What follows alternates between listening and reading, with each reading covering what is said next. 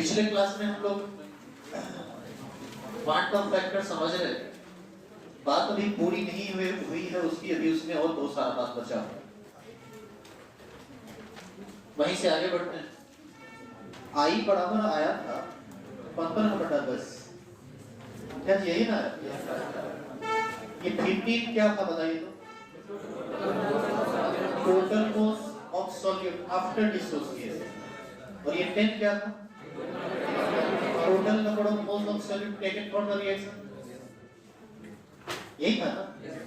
तो अब ये बताइए कि एक्चुअल मोल क्या है? सॉल्यूशन का जो एक्चुअल मोल है वो कौन सा मोल है? 15 वाला या 10 वाला? नहीं, एक्चुअल मोल 15 वाला। एक्सपेरिमेंट में जब वैल्यू कैलकुलेट होगा तो वो 10 पर नहीं बल्कि रियल में वो कैलकुलेट होगा 15 पर। तो एक एक्चुअल मोल, देखिए हम टेकन मोल की बात नहीं कर रहे, हम actual mole of solute after dissociation और एसोसिएशन बोल रहे हैं। तो ऐसी स्थिति में वहां डिसोसिएशन हो चुका है। तो चलो एक काम करते हैं, ऐसे इसको हम लोग लिख सकते हैं 15 is equal to I into, ये कह सकते हैं।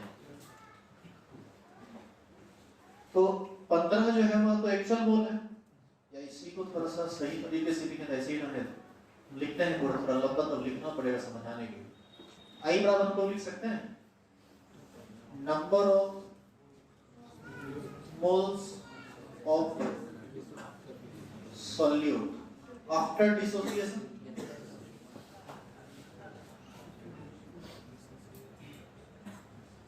इस केस में डिसोसिएशन हुआ है, एसोसिएशन होता था, फिर एसोसिएशन भी लिखा जा सकता था bye number of moles of solute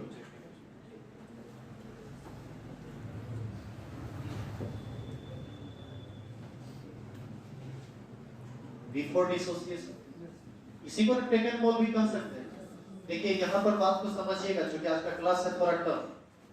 बात इतनी ज्यादा फ्लक्चुएट कर रही थी कि आप एक से दूसरे में जोड़ नहीं पाएंगे यदि ध्यान से समझे नहीं। आफ्टर डिसोसिएशन 15 था और टेकन मोल 10 था। टेकन मोल का मतलब बिफोर डिसोसिएशन, तो ऐसा आप लिख सकते हैं। अच्छा, नंबर ऑफ मोल्स को हम नंबर ऑफ पार्टिकल्स में भी कन्वर्ट कर सकते हैं। ये एवोगाड्रो नंबर होता है ना जी, एक मोल में 6.023 होता है।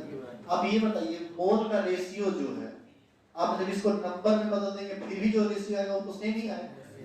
तो ऐसी स्थिति में हम चाहें तो I बराबर लिख सकते हैं।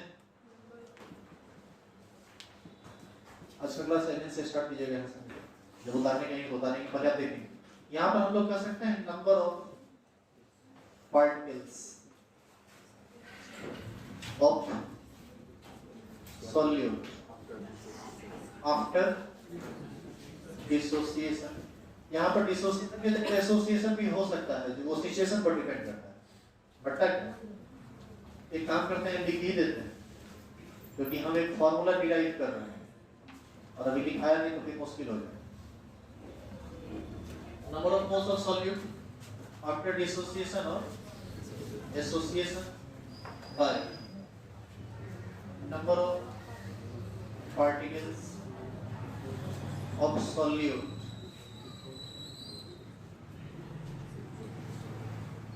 बिफोर डिसोसिएशन और एसोसिएशन। क्या कोई दिक्कत है इसमें? अब सुनिए, कॉलिगेटिव प्रॉपर्टी डायरेक्टली प्रोपोर्शनल होता है किसका? Total number of particles of solute, चाहे वो आफ्टर डिसोसिएशन हो या बिफोर डिसोसिएशन। बिफोर डिसोसिएशन की बात हम तब करते हैं जब हम ये सोचते हैं कि हम इतना डाल रहे हैं, और आफ्टर डिसोसिएशन का बात तब होता है जब हम सॉल्यूशन में डाल दिए और वो टूट गया। तो कहने का ये मतलब है कि यहाँ number of particles of solute after dissociation, यदि आप इस पर कॉलिगेटिव प्रॉपर्टी निकालते हैं, और यदि number of particles of solute before dissociation और एसोसिएशन इस पर जो कॉलिगेटिव प्रॉपर्टी निकालते हैं, आपको क्या लगता है कि क्या ये दोनों कॉलिगेटिव प्रॉपर्टी सेम होगा? कभी समान नहीं होगा। एक देगा एक्सपेरिमेंटल वैल्यू और एक देगा कैलकुलेटेड वैल्यू। सॉल्यूशन में हम सॉल्यूट डाल दिए, डिसोसिएशन हो गया, तब कॉलिगेटिव प्रॉपर्टी निकला। यह तो कंप्लीटली एक्सपेरिमेंटल बात हो गई ना, कि सारा काम कर लिए, जो रियल फैक्ट था उस पर काम किए, यानी एक्सपेरिमेंटल हुआ। और कैलकुलेटेड कैसे हुआ? हमने सिर्फ ये सोचा कि हम 10 वोल्ट डाल रहे हैं, अंदर जाके क्या हुआ नहीं हुआ इससे हमको कोई लेना देना नहीं था। तो ऐसी स्थिति में चूंकि कॉलिगेटिव प्रॉपर्टी डायरेक्टली प्रोपोर्शनल होता है नंबर ऑफ पार्टिकल्स का, तो नंबर ऑफ पार्टिकल्स का जो रेशियो आएगा वही इसकी कॉलिगेटिव प्रॉपर्टी का भी रेशियो आएगा।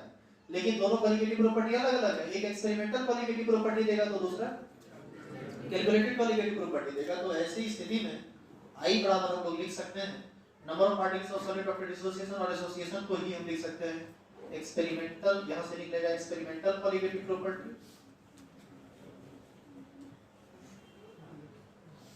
और बटा यहां से क्या निकलेगा calculated colligative property.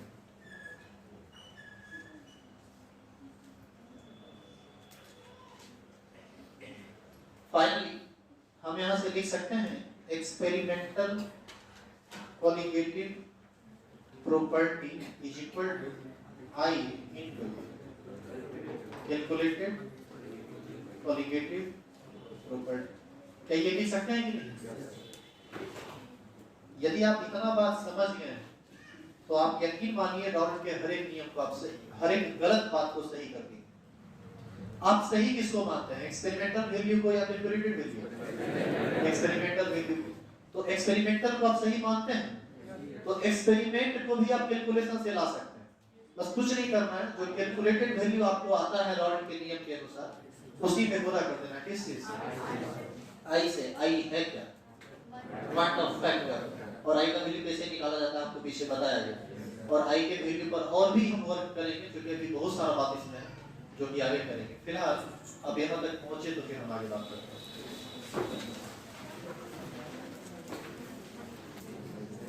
Colligative property कितना होता है?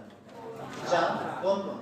Relative loading of vapour pressure, elevation in boiling point, depression in freezing point, osmotic pressure. और आप इस चारों के लिए 4 फार्मूला पढ़े हैं, 4 लॉ पर। 3 लॉ दिया था रॉल्स और 1 लॉ दिया था वाट का। चलिए उस सब पर हम लोग एक एक करके काम करते हैं। P0 minus PS by P0 ये बराबर होता है mole fraction of solvent. Delta TV is equal to KB into M, elevation in boiling point. Delta TF is equal to KF into M, depression in freezing point, and pi is equal to CRT osmotic pressure. क्या कोई दिक्कत है इसमें? सुनिए, delta किसी भी चारों में से किसी एक कॉलिगेटिव प्रॉपर्टी को पकड़िए आप, जैसे डेल्टा टीवी को, तो डेल्टा टीवी का वैल्यू कितने तरीके से निकाला जा सकता है? 2 तरीके से, एक एक्सपेरिमेंट से और एक कैलकुलेशन से। एक्सपेरिमेंट से निकालने का तरीका यह है कि डेल्टा टीवी बराबर होता है TV minus T not V. आप लैब में जाइए, टीवी का मान यानी सॉल्यूशन का बॉइलिंग पॉइंट निकाल लीजिए, सॉल्वेंट का बॉइलिंग पॉइंट निकाल लीजिए, सॉल्यूशन के बॉइलिंग पॉइंट में से सॉल्वेंट के बॉइलिंग पॉइंट को घटा दीजिए तो एलिवेशन पता चल जाएगा। ये हुआ एक्सपेरिमेंटल वे। और यदि आप चाहें तो डेल्टा टीवी का मान आप इस कैलकुलेशन से भी कर सकते हैं, केवी गुना एम से। तो ये आपका हुआ कैलकुलेटेड वैल्यू, और ये जो वैल्यू हुआ ये हुआ एक्सपेरिमेंटल। तो ये सब का सब सारा का सारा वैल्यू एक्सपेरिमेंट से निकाला जा सकता है, और इसका करस्पॉन्डिंग फार्मूला दिया हुआ है अलग अलग डिफरेंट लॉ से, जिसको हम किस चीज से निकाल सकते हैं? कैलकुलेशन से। और calculated colligative property I into calculated experimental colligative property I into calculated colligative property के बराबर होता है। हम इसको कह रहे हैं एक्सपेरिमेंटल और इसको कह रहे हैं कैलकुलेटेड, और हम यहाँ कह रहे हैं कि एक्सपेरिमेंटल जो है I गुना कैलकुलेटेड के बराबर है। तो इसका मतलब है कि इस सब फार्मूला में आपको क्या करना पड़ेगा? I से गुना करना पड़ेगा, और I से गुना करने के साथ ही इसकी सारी गड़बड़ी दूर हो जाती है, सही हो जाती है। अब आपको समझ में आया कि गलत ही पढ़ना क्यों जरूरी था आपके लिए, क्योंकि उसी गलत में कुछ काम कर देने से ये सही हो जाता, और अब ये सही हो चुका है। अब हम आपको बताते हैं कि यह सही कैसे है। यूरिया डाले आप तो कहीं कोई गड़बड़ी नहीं हुआ था, जबकि NaCl डाले तो गड़बड़ी हो गया, दोगुना का गड़बड़ी हुआ था। देखिए काहे गड़बड़ी हुआ। और ये वाला जो फार्मूला है ना हर केस में वैलिड है। डिसोसिएशन हो, एसोसिएशन हो, डिसोसिएशन एसोसिएशन कुछ नहीं हो, हर जगह ये वैल्यू। समझिए कैसे, यूरिया का 10 मोल डाले आप, डाले 10 रह गया 10, क्योंकि डिसोसिएशन एसोसिएशन कुछ भी नहीं हुआ, तो आई का वैल्यू क्या होगा 1, और आई का वैल्यू यदि 1 हुआ तो आई बराबर डेल्टा टीवी बराबर केवी इनटू एम हो जाएगा। तो ये कब होगा, जब आई का वैल्यू 1 होगा। लेकिन अब NaCl के केस में डाले 10 अंदर में जाके हो गया 20, अरे टूटेगा ना ये, Na प्लस में और Cl माइनस में। अब डालिएगा इसका 10 मोल, और 10 मोल डालने के बाद आप सोच रहे हैं कि पानी में हम NaCl डालेंगे, जबकि पानी में NaCl है ही नहीं, पानी में तो Na प्लस है और Cl माइनस है, यदि पार्टिकल्स के तौर पर सोचे तो ऐसी स्थिति में डाले 10 ये बन गया, 10 ये बन गया, टोटल कितना हो गया 20। तो टोटल मोल्स आफ्टर डिसोसिएशन हो गया 20, सेकंड मोल हो गया 10, ये कितना आ गया 2। अब बताइए इसमें आई में कितना से गुना करना पड़ेगा, 2 से। तो आपको ऐसा नहीं लगता है कि कैलकुलेशन से जितना वैल्यू आता है उसका 2 गुना कर देता है ये चीज, यानी सिर्फ आई ही उस सब गलती को सही कर सकता है, बशर्ते कि इसको समझने की जरूरत है। क्या क्लियर है ये चीज? तो अब आप जो फॉर्मूला रखते थे ना कि डेल्टा टीवी बराबर केवी इनटू एम, अब आप ये नहीं रखें, अब आपको सब में आई के साथ रखना पड़ेगा। जितना फॉर्मूला है सब में आई से मल्टीप्लाई हो जाएगा, कॉलीगेटिव प्रॉपर्टी का जितना फॉर्मूला है। मतलब ये कह रहे हैं डेल्टा टीवी बराबर केवी इनटू एम होता तो आई गुना केवी, डेल्टा टीवी बराबर Tb minus T not b बराबर आई गुना Kb into m, delta Tb minus T not b बराबर आई गुना केवी मोल पर kg, Tb minus T not b बराबर आई गुना Kb into a into 1000 by b into m. समझ रहे हैं? तो जितना फॉर्म है इसका, उस सब फॉर्म में कितना से किस चीज से गुना होगा, आई से, और इस हिसाब से कैलकुलेशन आसानी से होगा। बात समझ में आया? समझ में कुछ नहीं है, बात तो शुरू है। आप जिस आई को सोच रहे हैं कि बड़ा आसानी से निकाल रहे हैं, उतना आसान भी नहीं है आई। अब आपको सीखना पड़ेगा, सब कुछ तो आप इसमें जानते हैं, बस आपको ये नहीं पता है कि आई का कैलकुलेशन हम कैसे करें। आपको तो लगता है कि हम तो जानते हैं total number of moles of particle after dissociation by total number of moles of particle before dissociation। अरे पता ही नहीं चलेगा कि डिसोसिएशन कितना का हो रहा है। अब आपको ये समझना पड़ेगा कि आई का वैल्यू कब कितना होता है, और इसके लिए काफी जिम्मेदार है ये डिग्री ऑफ डिसोसिएशन, जिसको आप क्या बोलते हैं, अल्फा। तो यहाँ से बहुत सारा छोटा छोटा चीज आपको बताया जाएगा जो थोड़ा कंसेप्चुअल है, बताने के बाद इसका फॉर्मूला इतना आसानी से कैसे सॉल्यूशन आपका पीछा छोड़, सोचते कैसे?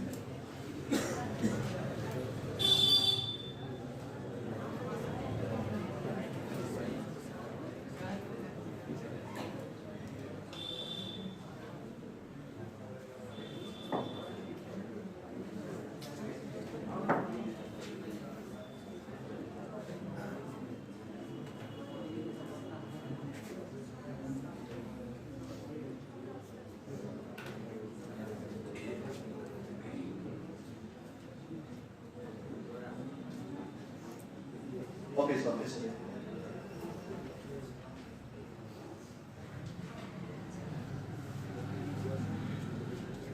बैठिए, आ रहे हैं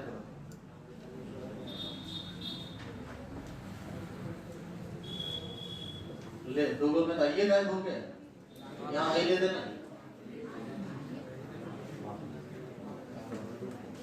आई तो गई, 2 दे रहे,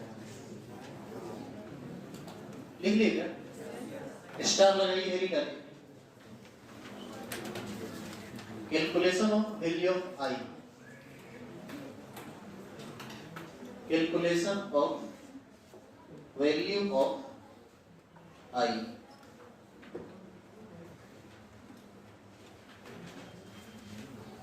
सुनिए, इलेक्ट्रोलाइट पिछले क्लास में पढ़े थे, क्या होता है इलेक्ट्रोलाइट? यह वो कंपाउंड होता है जो एक्वस सॉल्यूशन में आयनाइज हो जाता है, केटायन और एनायन। ये इलेक्ट्रोलाइट 2 प्रकार का होता है, एक होता है स्ट्रॉन्ग इलेक्ट्रोलाइट और एक होता है वीक इलेक्ट्रोलाइट। स्ट्रॉन्ग इलेक्ट्रोलाइट वह इलेक्ट्रोलाइट होता है जिसका 100% आयनाइजेशन होता है, मतलब डाले 10 टूटा, डाले 20 टूटा, 100 डाले 100 टूटा, 200 डाले 200 टूटा, ये कहलाता है स्ट्रॉन्ग इलेक्ट्रोलाइट। और एक होता है वीक इलेक्ट्रोलाइट, डालेंगे 100 भदर सोने की तरह 1 टूटेगा, डाले 200 4 टूटेगा। मतलब एक ऐसा इलेक्ट्रोलाइट होता है जिसका आयनाइजेशन कंप्लीटली होता है, और एक ऐसा इलेक्ट्रोलाइट होता है जिसका आयनाइजेशन पार्शियली होता है, पार्शियली मतलब आंशिक रूप से होता है, और दोनों केस में आई का वैल्यू डिफरेंट होता है। एसोसिएशन होता है तब आई का वैल्यू डिफरेंट होता है, डिसोसिएशन होता है तब आई का वैल्यू डिफरेंट होता है, डिसोसिएशन एसोसिएशन नहीं होता है तब आई का वैल्यू डिफरेंट होता है। तो इस तरह से आपको बहुत सारी बातें ध्यान पढ़नी पड़ेगी कैलकुलेशन ऑफ आई के लिए, क्योंकि आपको आई नहीं उलझ के रह जाएंगे, निकल से नहीं पड़ेगा। तो आप ये निकाल चुके हैं value calculation of value of i, नीचे लिखिए तो स्टार लगा लिखिए। तो there are two types of electrolytes. पहले आप ये बात समझिए तब आप उसको कैलकुलेशन कर पाएंगे। There are two types of electrolytes.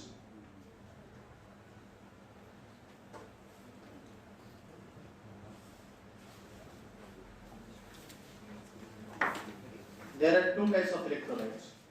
पहला लिखें, ये सब बात जो आप लिख रहे हैं इसको नोट में लिखिएगा थोड़ा, ये एडिशनल चीज है इसकी। पहला लिखेंगे स्ट्रॉन्ग इलेक्ट्रोलाइट,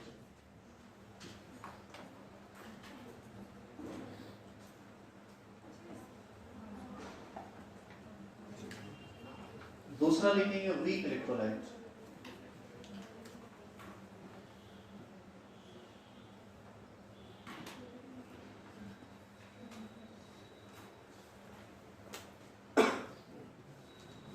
लिख लीजिए।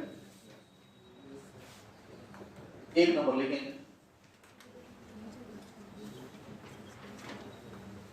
Strong electrolytes.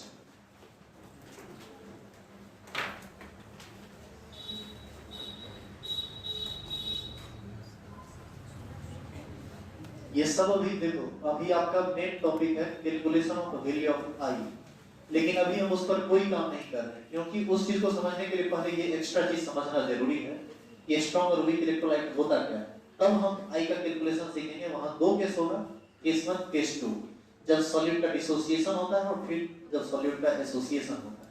फिलहाल अभी नोट करके कुछ एक्स्ट्रा बात हम पढ़ रहे हैं, नीचे एरो देंगे और लिखेंगे electrolyte which dissociate completely, electrolyte ionized लिखिएगा sorry, electrolyte which ionized completely in aqueous solution is called strong electrolyte, is called strong electrolyte। नीचे एरो देखिए, नीचे एरो देंगे और लिखेंगे वैल्यू ऑफ अल्फा, नीचे एरो देख लिखना है value of alpha for strong electrolyte, value of alpha for strong electrolyte is 1 always. Value of alpha for a strong electrolyte is 1 always। सुनिएगा ध्यान से, जितना भी स्ट्रॉन्ग इलेक्ट्रोलाइट होता है इसका, इसके अल्फा का वैल्यू हमेशा कितना होता है 1। जैसे एग्जांपल, और काहे होता है वह भी हम समझाते हैं। एग्जांपल लिखे तो स्ट्रॉन्ग एसिड, स्ट्रॉन्ग एसिड के अंतर्गत जैसे HCl, HNO3, H2SO4, HClO4 etc। आगे लिखिएगा strong base like NaOH, BOH, LiOH, COH का होल 2 etc। इसी में लिखिएगा, नीचे जगह यहां नहीं है, हम ऊपर लिख दे रहे हैं स्ट्रॉन्ग सॉल्ट,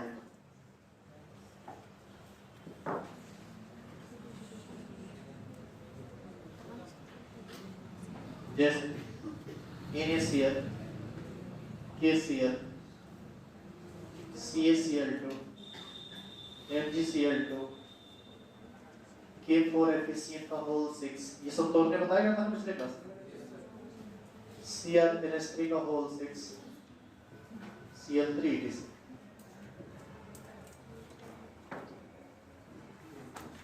ये सब कंपाउंड कहीं भी तुमको दिखे तुम आराम से इसके अल्फा का वैल्यू कितना लोगे, लेकिन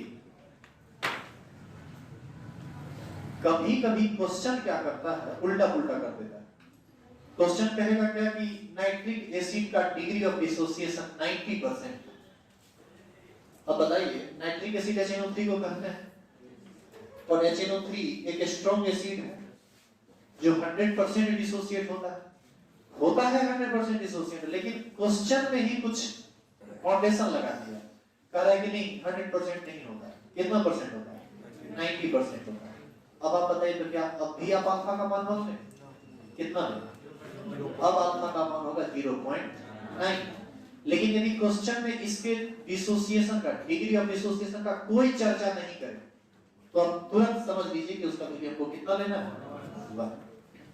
दोनों कंडीशन समझे। स्ट्रॉन्ग होने के बावजूद भी कभी कभी क्वेश्चन आपको एक रेस्ट्रिक्शन लगा देता है कि नहीं ये 80% ही डिसोसिएट हो रहा है, तो क्वेश्चन के हिसाब से चले। लेकिन यदि ये सब सॉलिड हमको दिखता है और यदि डिग्री ऑफ डिसोसिएशन की कोई बातें नहीं की गई हो वहां क्वेश्चन में, तो अल्फा का वैल्यू आपको ऑलवेज कितना लेना, 1। एग्जांपल बता दीजिए। दूसरा लिखेंगे वीक इलेक्ट्रोलाइट्स।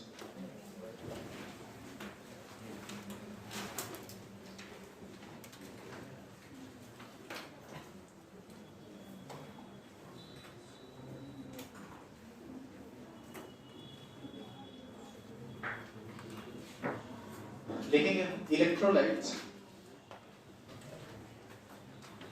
दूसरा नंबर था electrolyte which dissociate incompletely, sorry ionized, which ionized incompletely or partially. Electrolyte which ionized incompletely or partially, एक ही बात is called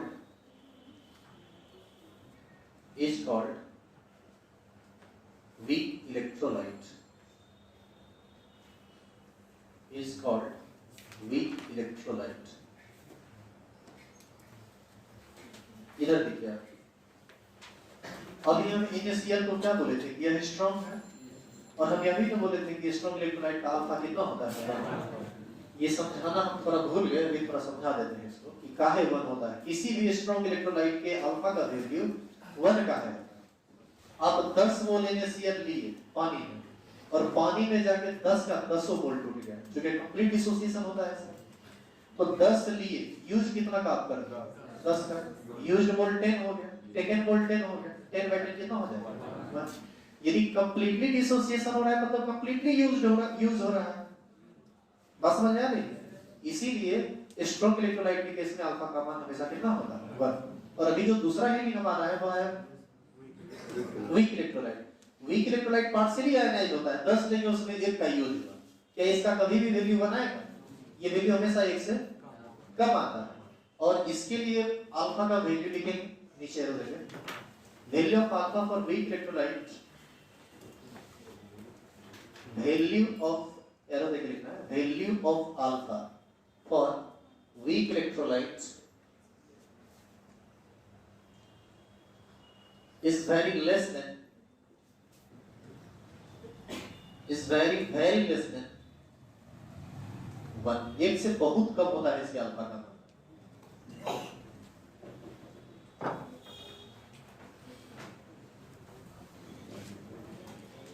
एग्जाम्पल लिखते हैं, जैसे ऑर्गेनिक एसिड। देखो ये सब बेचारा CH3COH, C6H5COH, HCOOH, यह सब बहुत वीक इलेक्ट्रोलाइट। डालोगे 10 को टूटेगा ये, तो 10 मोल डाले उसमें 0.2 मोल टूट रहा है। 200-300 मोलिक्यूल डाला उसमें 1-2 को टूटेगा, मन हुआ तो वो टूटेगा, नहीं मन हुआ नहीं टूटेगा। कुछ इस तरह की बातें इसके साथ होगी।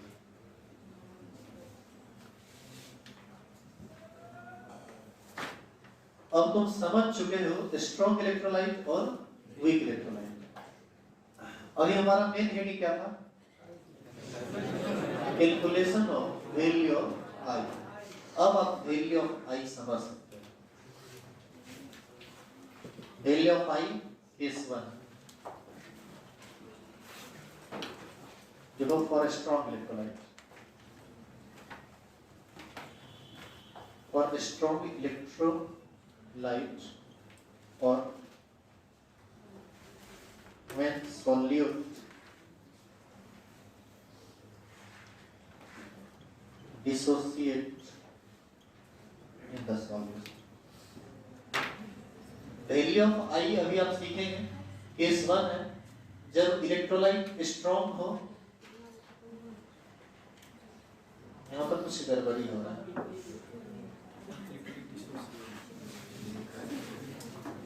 आपको भी काटना पड़ेगा। देखिए एक्चुअल में यहाँ क्या, देखिए कंप्लीटली या इनकम्प्लीटली की बात हटाइए, गड़बड़ी टॉपिक नहीं था। गड़बड़ी क्या है सुनिएगा ध्यान से, हमारी बात सुनिएगा। इलेक्ट्रोलाइट चाहे स्ट्रॉन्ग हो या वीक हो, हर केस में आयनाइजेशन तो होगा, टूटेगा तो जरूर है ना। तो केस 1 होता है जब सॉल्यूट का डिसोसिएशन होता है, और केस 2 होता है जब सॉल्यूट का एसोसिएशन होता है। मतलब एक बार तोड़ने के केस में देखेंगे और एक बार जोड़ने के केस में देखेंगे। अभी गलती यहाँ क्या हो गया कि टॉपिक पड़ गया कि व्हेन केस 1 था फॉर स्ट्रॉन्ग इलेक्ट्रोलाइट, या और करके लिखे थे when solute dissociate in the solution. तो दोनों केस में तो टूटने ही वाली बात होती है ना। एक केस में आयनाइजेशन की बात हो रही है, एक केस में डिसोसिएशन की बात हो रही है। एक्चुअल में उस लाइन को काट देंगे, गलती तो हो ही गई है, अब इसको थोड़ा सही कर देंगे, गलत लिखने से ज्यादा बेहतर है सही। केस 1 लिखेंगे हमें solute dissociate in the solution और सॉल्यूट इज इलेक्ट्रोलाइट स्ट्रॉन्ग और वीक। अब समझ में आया कि क्या था गड़बड़। अब इसमें सब के साथ सॉल्यूट का डिसोसिएशन हो रहा हो, सॉल्यूट इलेक्ट्रोलाइट हो, चाहे वह स्ट्रॉन्ग हो चाहे वह वीक हो, सब इसी केस में आ जाता है। क्योंकि इस केस में नंबर ऑफ सॉल्यूट पार्टिकल्स बढ़ता है, क्योंकि डिसोसिएशन हो रहा है, टूट रहा है। और एक दूसरा केस होगा जिसमें एसोसिएशन होगा, जहां पर 2 को 3 को मिलकर एक हो जाएगा, जुटेगा, वो होगा केस में। तो एक गड़बड़ी हुई थी। अब इसको सही तरह से देखिए, यहां तक लिखिएगा। अब काटने नहीं बोलेंगे, आप उतार सकते हैं। देखो यदि यहां तक लिख लिए हो तो अब लिखना मत, क्योंकि अब जो बात है थोड़ा भारी है। मान लो कोई रिएक्टेंट या कोई सॉल्यूट है, तुम्हारे हाथ में जब तक सॉल्यूट है तब तक वो रिएक्टेंट माना जाएगा, और जब वो पानी में चला गया तो अंदर में कुछ कारनामा करेगा वो, तो क्या मानेंगे उसको? प्रोडक्ट। मान लीजिए कोई रिएक्टेंट कन्वर्ट कर रहा है किसमें? प्रोडक्ट, और प्रोडक्ट का n मोल दे रहा है। तो रिएक्टेंट का 1 मोल, प्रोडक्ट का कितना मोल दे रहा है? n मोल। यानी R रिएक्टेंट है, P प्रोडक्ट है, और n क्या है? Number of moles of product. ये तो मान लीजिए आप T बराबर 0 पर रिएक्टेंट यानी सॉल्यूट कुछ ना कुछ तो आप डालेंगे ना पानी। मान लीजिए हम डाल दिए कितना मोल, मतलब इनिशियल अमाउंट हम रिएक्टेंट का या सॉल्यूट का कितना लिए? 1। तो शुरू में कितना? 0। अब ये क्या करेगा? चेंज हो सकता है 3 तरह से। हो सकता है कि एक में एक को खर्च हो जाए, यदि ये स्ट्रॉन्ग रहा तब।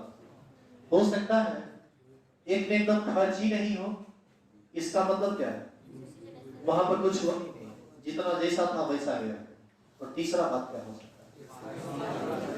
तीसरा हो सकता है कि पार्शियली आयनाइज्ड हो। तो अच्छा एक बात बताइए, किसी भी रिएक्टेंट के 1 मोल में जितना खर्च होता है उसी को क्या बोलते हैं?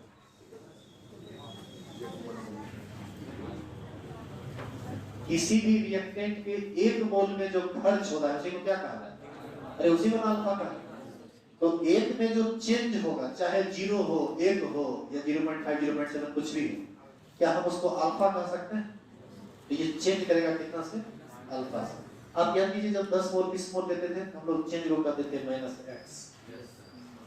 हम चाहें तो इसको -x भी कह सकते हैं, लेकिन कहने का ये मतलब है कि एक में खर्च को ही अल्फा कहा जाता है, तो हम जबरदस्ती एक नया टर्म क्यों बना दें x जो बाद में फिर हमको परेशान करे। तो शुरू में हम लिए एक में जो खर्च होता है या एक मोल में जितना मोल हम उपयोग में लाते हैं वही कहलाता है हमारा अल्फा। तो एक में जो खर्च हो रहा है वही उपयोग में लाया जा रहा है, और एक में उपयोग लाए जाने वाले को अल्फा कहते हैं। इसका मतलब खर्च को कितना हम दिखा सकते हैं, माइनस अल्फा। कोई आदमी बता सकता है कि यदि अल्फा से चेंज होगा तो ये बनेगा कितना, प्लस प्लस एन अल्फा। आप तो भूल गए केमिकल इक्विलिब्रियम में है जो चेंज होता था उसको गुना करके ना लिखते। अब यही पर जो लोग नहीं पढ़े होंगे उनको समझ में नहीं आएगा। देखिए कैसे समझ में आएगा, ऐसे भी आ जाएगा समझ में, बस देखिए आपकी परेशानी को समझ लें। रिएक्टेंट का एक मोल प्रोडक्ट का कितना मोल बना है, n मोल। तो रिएक्टेंट का कितना खर्च हो रहा है, अल्फा, यानी रिएक्टेंट का अल्फा कितना बना है, n। अरे एक बनाता है n को, तो अल्फा कितना बना है, n into अल्फा को बनाएगा, यानी n अल्फा बने। आया बात अभी भी समझने की नहीं, अभी नहीं आया हुआ तो बदलोले होगा। अब बताइए टाइम t पर ये बचा कितना, 1 माइनस अल्फा, और ये n अल्फा। तो अब आप ये बताइए कि पानी में टोटल मोल कितना है, सब मिलाकर, रिएक्टेंट प्रोडक्ट सब मिलाकर। यहां पर हम ये लिख सकते हैं total mole after dissociation 1 minus alpha plus n alpha, ये लिख सकते हैं कि नहीं। देखो एक में अल्फा खर्च हुआ तो ये बच गया कितना, 1 माइनस अल्फा, और n अल्फा बन गया, तो जो बच गया वह भी पानी में है, जो बना वह भी पानी में है, तो टोटल मोल यानी टोटल पार्टिकल तो इतना प्लस इतना हो जाएगा। अब कोई कहेगा कि 100% खर्च होगा तो अल्फा का मान 1 हो जाएगा, यानी 1 माइनस 1 हो जाएगा, तो ये बचेगा 0, कंप्लीटली कन्वर्ट कर देगा उसको। तो इसका कैलकुलेशन बड़ा इजीली हो जाता है आगे। अच्छा ये बताइए टोटल मोल बिफोर डिसोसिएशन कितना है, 1। अच्छा इसी को हम चाहे तो लिख सकते हैं 1 प्लस n माइनस 1 अल्फा, लिख सकते हैं कि नहीं। अल्फा कॉमन ले लेंगे, अल्फा कॉमन लेंगे तो प्लस में n बचेगा, और माइनस में कुछ नहीं है तो अल्फा निकला तो 1 बचेगा, कर सकते हैं n माइनस 1 अल्फा। अब बताइए ये हेडिंग हो चुका है ना आपको। अब बताइए तो आई का फॉर्मूला क्या होता है,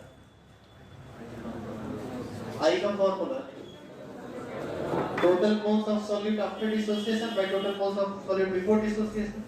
तो हम डायरेक्ट आई बराबर लिखते हैं 1 plus n minus 1 alpha by 1, यानी आई बराबर क्या है 1 प्लस n माइनस 1 अल्फा,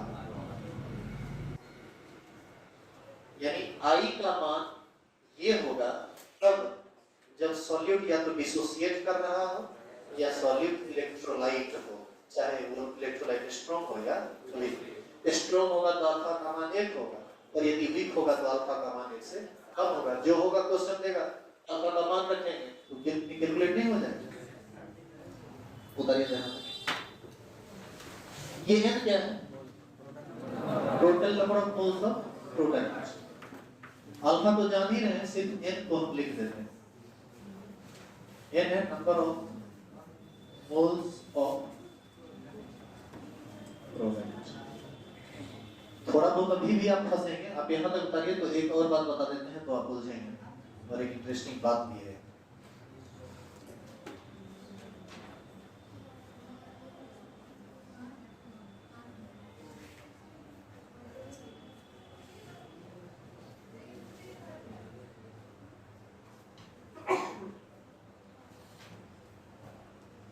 ये केमिस्ट्री नहीं आसान, इतना ही समझ लीजिए।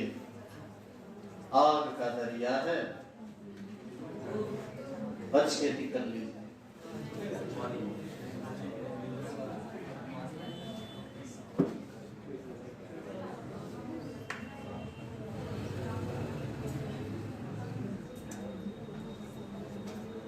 और सुनो, जो सेंटर था भूत प्रेत,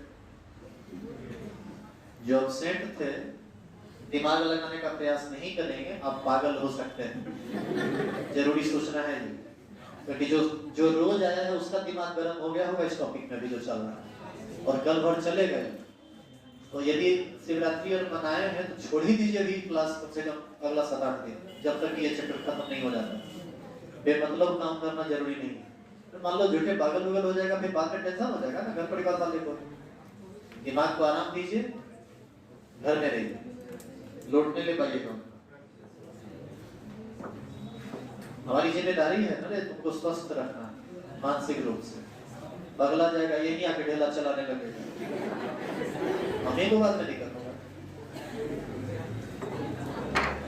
छोटा सबको जब बोलते हैं कि क्लास छोड़ा नहीं करो तो छोड़ता है। अभी देखो तो सबका हाल बेहाल होगा, सबको समझ में नहीं आएगा कि कैसे घुमा दी, क्या लिख दी है सर, कुछ मुझे में नहीं पता, कभी नहीं बुझाएगा, जिंदगी में नहीं बुझाएगा।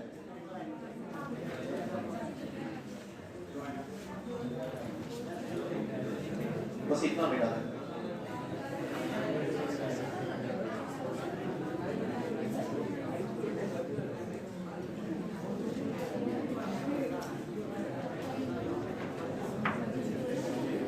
अच्छा सुनिए, आई का फॉर्मूला ये है, ये कब का फॉर्मूला है? जब सॉल्यूट डिसोसिएशन, जब डिसोसिएशन हो रहा हो तब। अभी एसोसिएशन वाला बचा होगा वो केस 2 कल पढ़ेंगे, लेकिन एक एग्जांपल देखिए तो NaCl पानी में कैसे टूटेगा? Na प्लस और Cl, कोई बताएगा इसके n का मान 2 नहीं होगा तो टोटल क्या को टूट के दिया 2। अब बताओ I बराबर 1 प्लस n माइनस 1 अल्फा होता है, तो I बराबर हो जाएगा 1 प्लस n का वैल्यू 2 माइनस 1, अल्फा का मान NaCl स्ट्रॉन्ग इलेक्ट्रोलाइट है 1। बताइए अल्फा का मान कितना आ जाए, सॉरी I का मान कितना होगा? 1 प्लस 1 बराबर 2। देखो n का मान 2, I का मान 2। इस केस में क्या हुआ, दोनों बराबर हो गए। ये बात सिर्फ स्ट्रॉन्ग इलेक्ट्रोलाइट में होता है, I और n बराबर हो जाता है। वीक इलेक्ट्रोलाइट में कभी भी ये बराबर नहीं होता। तो अल्लाह पे एक एग्जांपल होता है इसको नीचे मिटा दो।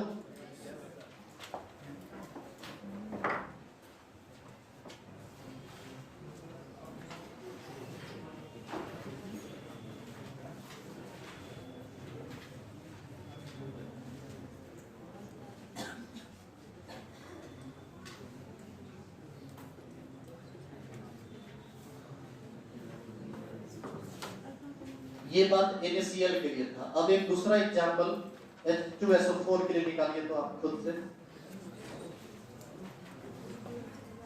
यहां लिखते हैं H2SO4 कैसे टूटेगा?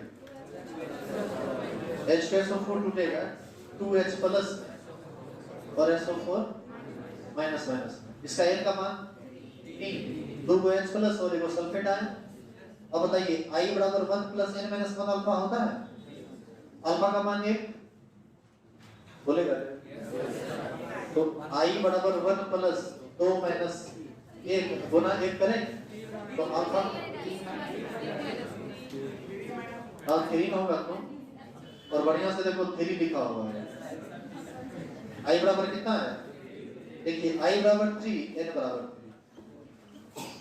3। इस केस में I बराबर 2, n बराबर 2। टाइम हो गया तो छुट्टी दे। आप एक चीज गौर कर रहे हैं, अल्फा का मान जब जब आप 1 लेंगे तब तब आपको I का वैल्यू और n का वैल्यू सेम आएगा। इसका मतलब ये हुआ कि आप एक बहुत बड़े कैलकुलेशन से बच जाइएगा यदि सॉल्यूट स्ट्रॉन्ग इलेक्ट्रोलाइट हो तब। और इस केस में ये दोनों एग्जांपल उतार लिए क्या? इस केस में हम कह सकते हैं I बराबर होता है n, लेकिन कब? Only for strong electrolyte.